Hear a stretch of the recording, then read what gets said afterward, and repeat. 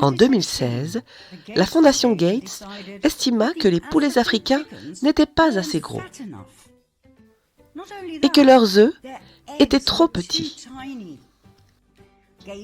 Gates eut alors une brillante idée: modifier génétiquement les poulets.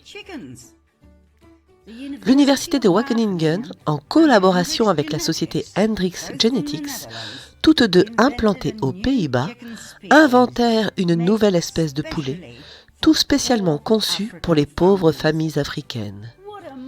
Quelle merveilleuse idée! Et quel grand philanthrope! Des poulets génétiquement modifiés, ce qu'aucune famille africaine n'avait demandé. Selon Janet Mawiyu, présidente de la Kenya Community Development Foundation, les poulets indigènes sont super.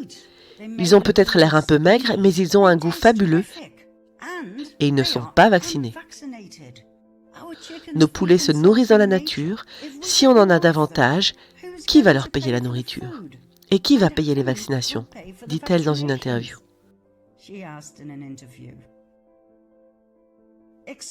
Pardon?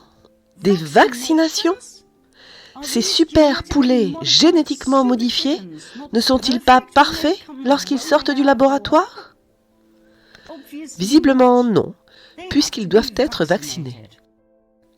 Cela explique pourquoi la directrice des recherches, la néerlandaise Lisbeth van Welwijk, a déclaré: les poulets devront être accompagnés d'un mode d'emploi. Ils ont besoin d'une nourriture spécifique et de beaucoup d'eau. Sinon, la production risquera d'être décevante. Donc, des poulets génétiquement modifiés, qui ont besoin d'avoir une alimentation particulière et des vaccins. Monsieur Gates était aux anges. Lors d'une conférence de presse, il a déclaré que 100 000 poulets allaient être donnés aux pauvres en Éthiopie, au Nigeria et en Tanzanie.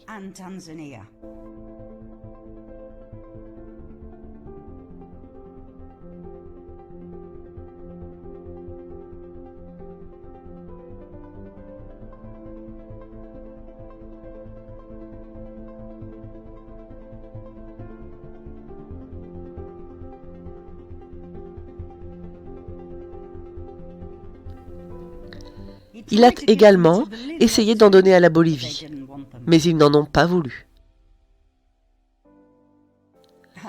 À vrai dire, les Africains n'en voulaient pas non plus, comme l'avait fait remarquer Janet Mawiyu.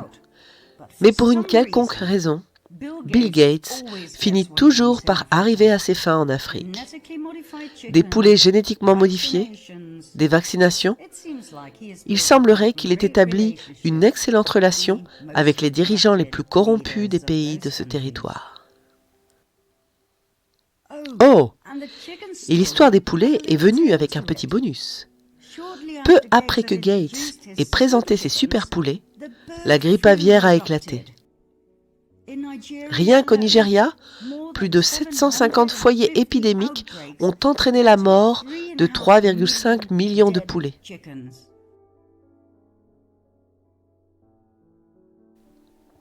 Coïncidence? À vous de me le dire.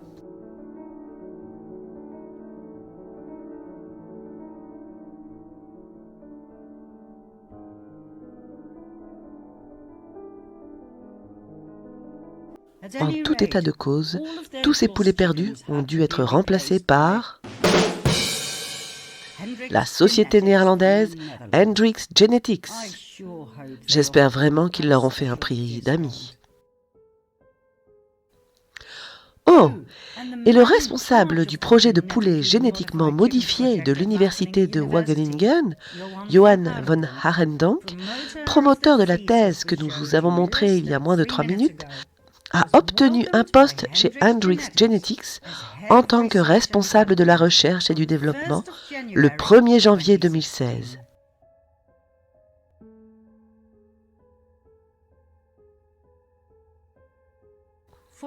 Quatre ans plus tard, il a été promu directeur de la technologie et de l'innovation et membre du comité exécutif. C'est comme ça que ça marche, mes amis. Tout d'abord, vous obtenez plusieurs millions de la Fondation Gates ou de la Fondation Rockefeller afin de faire des recherches sur les possibilités d'une nouvelle race de poulets dans différents pays africains. Bien sûr, vous acceptez la mission. Vous mettez en place un programme de recherche qui est effectué par des assistants chercheurs africains que vous supervisez.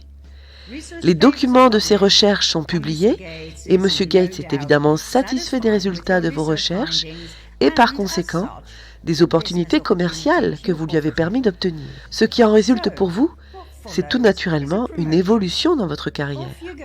Et vous voilà parti chez Hendrix Genetics, où vous recevez 9 millions supplémentaires de la part de M. Gates pour créer génétiquement une nouvelle race de poulet. Au moment où vous acceptez ce poste chez Hendrix Genetics, vous êtes dans la poche de Gates. Vous ferez tout ce qu'il veut que vous fassiez. Peu importe si votre création a besoin d'une nourriture spécifique, d'eau potable ou de vaccins pour survivre. Qui s'en soucie? Personne ne le saura. Les grands médias n'en parleront pas. Qui se préoccupe de l'apparition fortuite de la grippe aviaire dans le mois qui suit la livraison de votre création? Qui se soucie que des milliers d'Africains aient été dévastés, ruinés? Ils n'avaient pas les moyens d'acheter d'autres de vos super poulets, ni leur nourriture de qualité, ni tous leurs futurs vaccins. Ils n'avaient plus rien. Mais là encore, nous parlons de l'Afrique. Personne ne se soucie de l'Afrique, n'est-ce pas? Les grands médias sont restés silencieux, comme toujours. Enfin, ils ont parlé de la grippe aviaire, bien sûr. Voilà encore une belle opportunité pour Bill Gates de développer un projet de vaccination supplémentaire. Car c'est de cela, chers téléspectateurs, dont l'Afrique a besoin. Elle n'a pas besoin d'eau potable, d'une alimentation nutritive ou d'école. Elle a besoin de vaccination.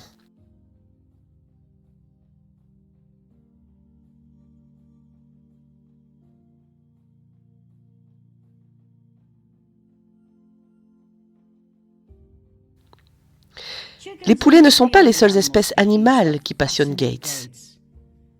Il y a aussi les moustiques. En fait, il les déteste, comme tant de monde. Certains d'entre eux propagent des maladies telles que la maladie de Zika et la malaria. Et c'est ainsi que Gates a eu une nouvelle idée de génie pour améliorer le monde. Il a versé des millions de dollars à la société britannique Oxitec pour développer un programme de modification génétique des moustiques. Oxitec a développé une version modifiée de l'Aedes aegypti, un moustique responsable de la transmission de la maladie de Zika et de la dengue. Les mâles ont été génétiquement modifiés avec un gène autolimitatif, ciblant uniquement les femelles, celles qui piquent pour le sang et propagent ainsi les maladies. Lorsque les mâles génétiquement modifiés s'accoupleraient avec des femelles sauvages, le gène autolimitatif se transmettrait à leur progéniture et tuerait ainsi toutes les femelles. Après plusieurs générations, il ne resterait plus que les mâles.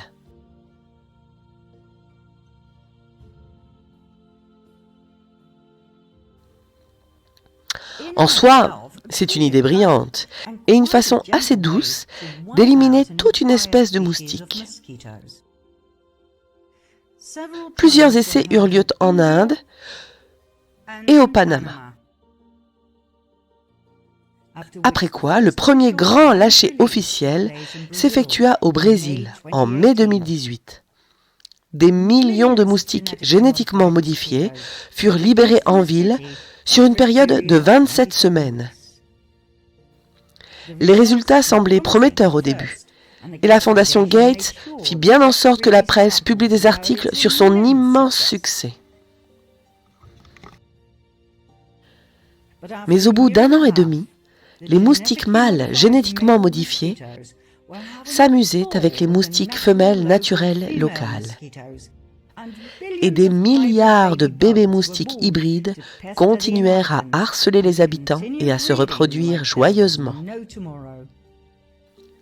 Le gène autolimitatif ne faisait pas ce qu'il était censé faire. Le résultat a été désastreux. L'espèce était devenue plus forte qu'auparavant. Avez-vous entendu parler de cela dans les médias? Non. On ne peut le savoir qu'en lisant des articles scientifiques longs et ennuyeux, ce que personne n'a tendance à faire.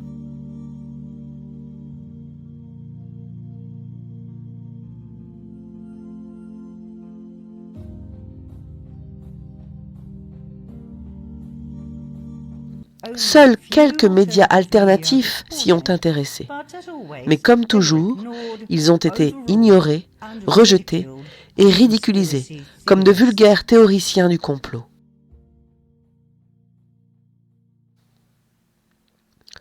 Au lieu d'abandonner le projet qui avait été un véritable fiasco, Bill Gates a voulu aller encore plus loin et a demandé à Oxitec de modifier génétiquement une autre espèce de moustique, les femelles Anopheles albimanus, l'une des 4 espèces qui transmet la malaria.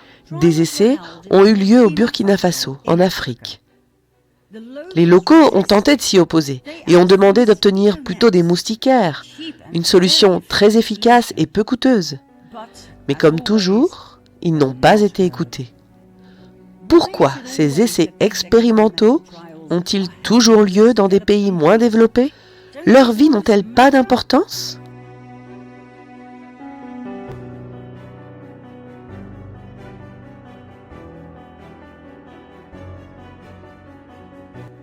Certes, même si l'idée de ne plus avoir de moustiques peut nous sembler séduisante à certains d'entre nous, toute personne qui s'y connaît un minimum sur le fonctionnement des écosystèmes et de l'équilibre naturel comprend pertinemment que cela ne présage rien de bon.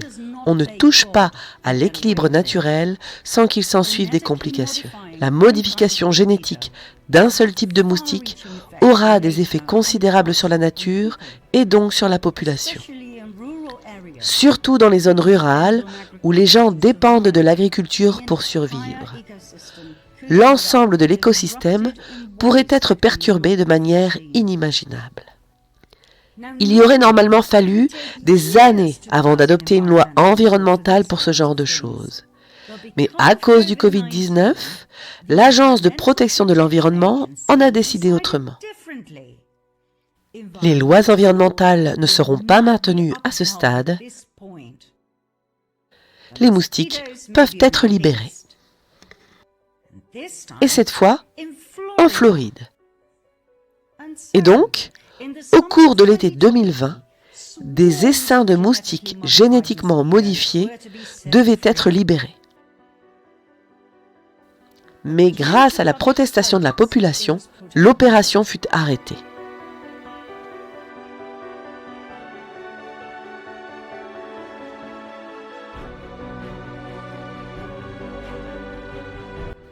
Et là, j'entends déjà les gens se demander, c'est quoi le problème? L'anéantissement des moustiques? On en a tous rêvé. À vrai dire, c'était, et c'est toujours d'ailleurs, présenté de cette façon par Gates. Mais jetons un œil sur un article de 2010 du magazine Science. Il y a 11 ans, un groupe de chercheurs japonais a mis au point un moustique qui propage un vaccin plutôt qu'une maladie.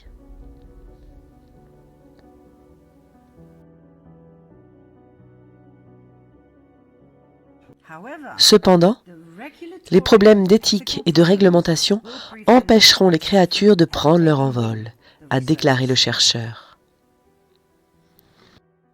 Pourtant, 3 ans plus tard, le commandement de la recherche et du développement médical de l'armée américaine a repris ce projet, en collaboration avec le Bill et Melinda Gates Foundation. Les problèmes d'éthique ne semblaient pas vraiment les préoccuper. L'étude, qui visait à transformer des moustiques en vaccinateurs volants, était devenue le nouvel objectif de Gates. Mais pas seulement celui de Gates. Pourquoi donc l'armée américaine a-t-elle été soudainement impliquée? Cela n'attirerait-il pas notre attention vers la recherche en matière d'armes biologiques?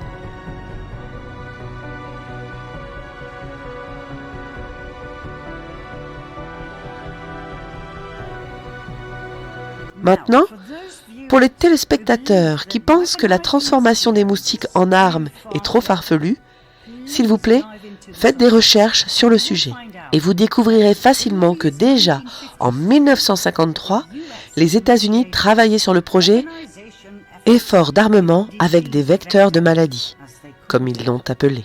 Ils se sont concentrés sur des puces qui propagent la peste, des moustiques qui propagent des infections cérébrales causant des encéphalites et des moustiques qui propagent la fièvre jaune.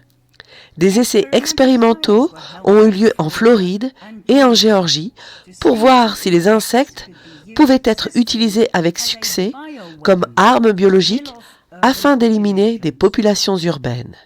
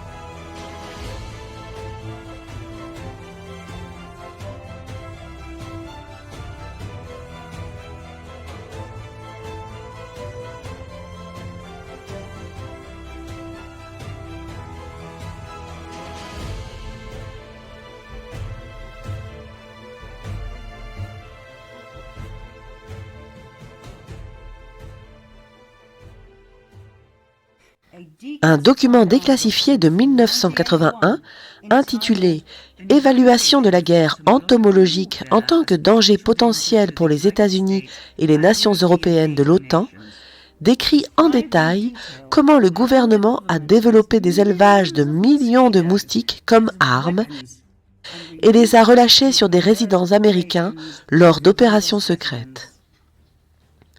Les calculs ont montré que cela reviendrait à 29 centimes par mort si la moitié de la population devait être tuée.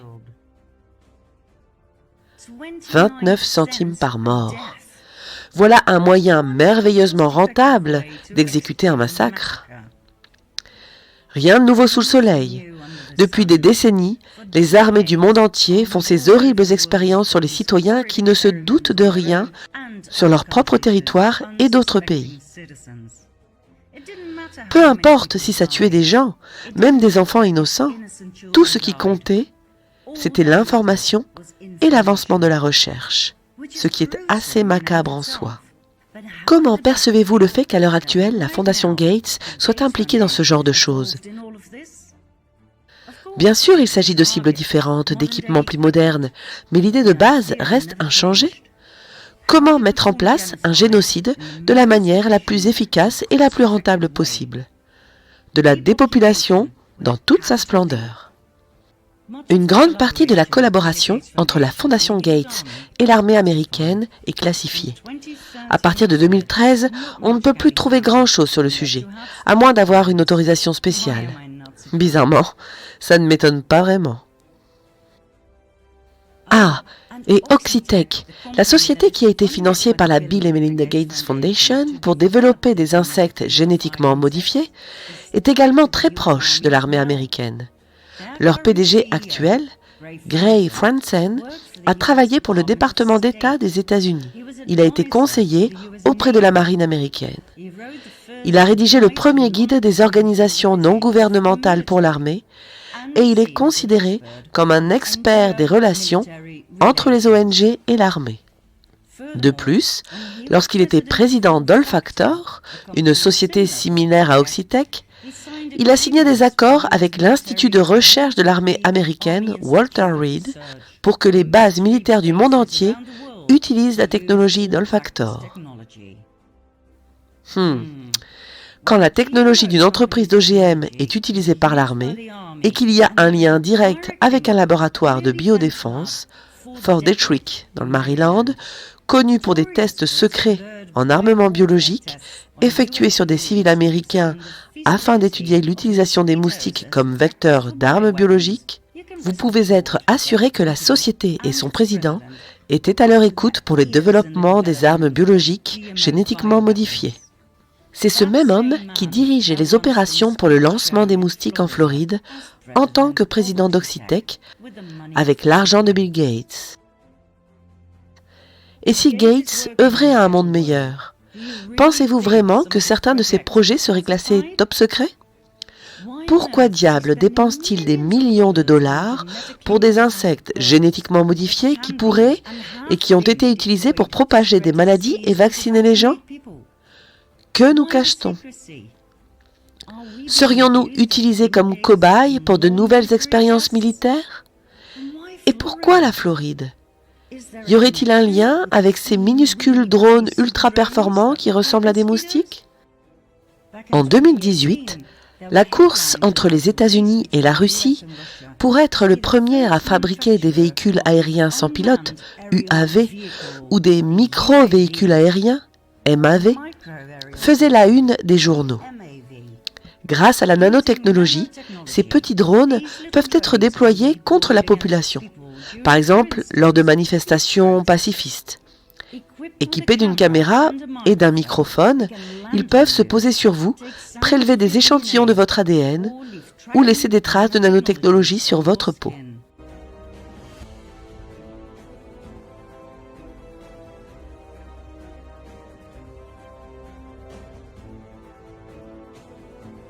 L'analyste stratégique Paul Buchanan a expliqué sur l'antenne de la NBR en juillet 2018 l'intérêt que suscitaient les drones.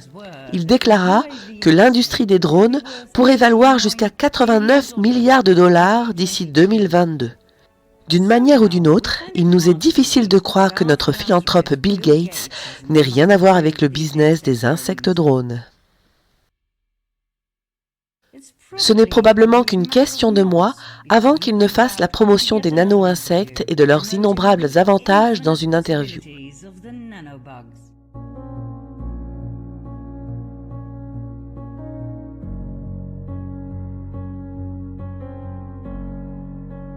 En juin 2020, Bill Gates a déclaré qu'il était choqué qu'autant de personnes puissent mettre en doute ses bonnes intentions, surtout en matière de vaccination.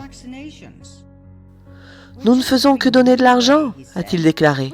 « Nous faisons juste des chèques aux entreprises pharmaceutiques. » Jusqu'en avril 2020, le principal sponsor de l'OMS était le gouvernement américain.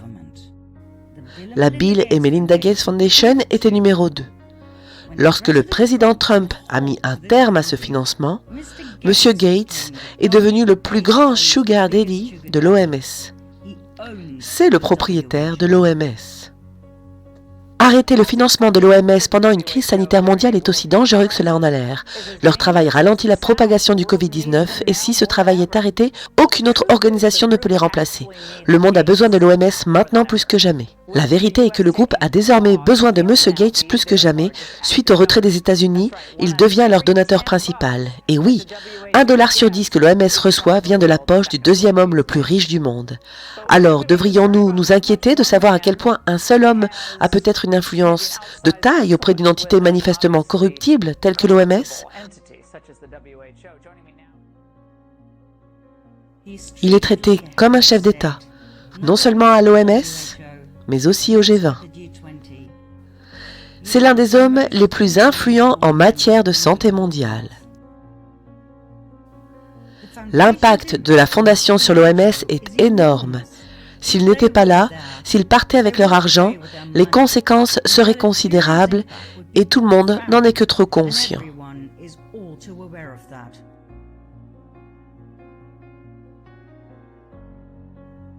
L'OMS est possédée par Bill Gates. Son directeur général, Tedros Adhanom Ghebreyesus, n'est rien d'autre qu'une marionnette. Ces ficelles sont tirées par Gates et les Clinton.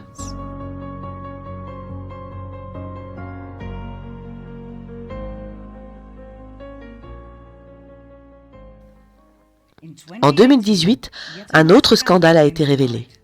Voici ce qui s'est passé.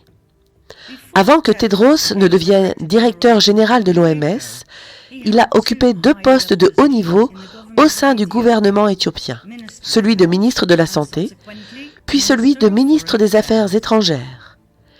Il s'est lié d'amitié avec les Clinton et a été intervenant lors de la Clinton Global Initiative de la Fondation Clinton. Il a également été président du conseil d'administration du Fonds mondial. Le Fonds mondial se présente comme une organisation indépendante qui vise à éradiquer le sida, la tuberculose et la malaria.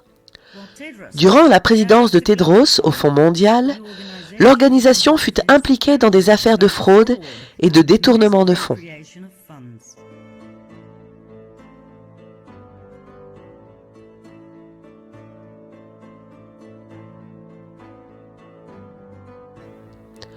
Une enquête a révélé que 67% des fonds destinés à un programme de lutte contre le sida en Mauritanie avaient été détournés.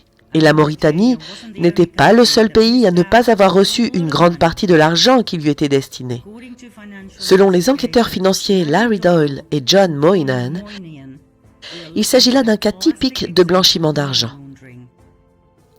Voici comment il procède.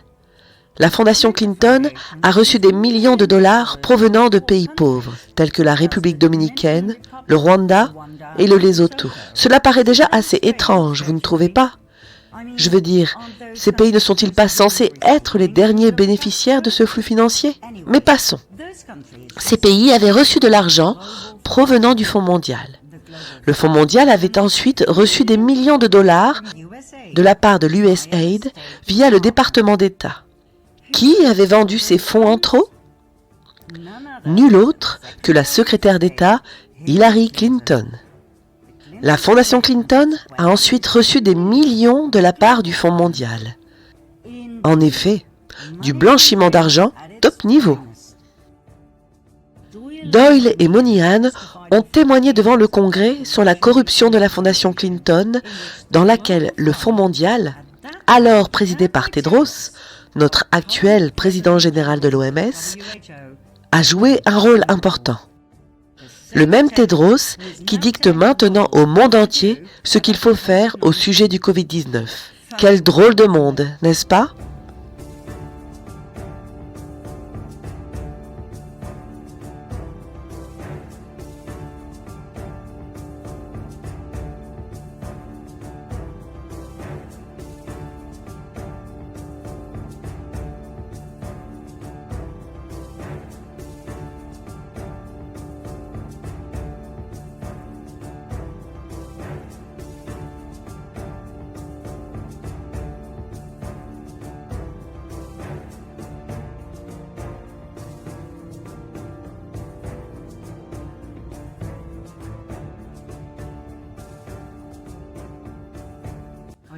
Commencez-vous à avoir des doutes sur la philanthropie de M. Gates ?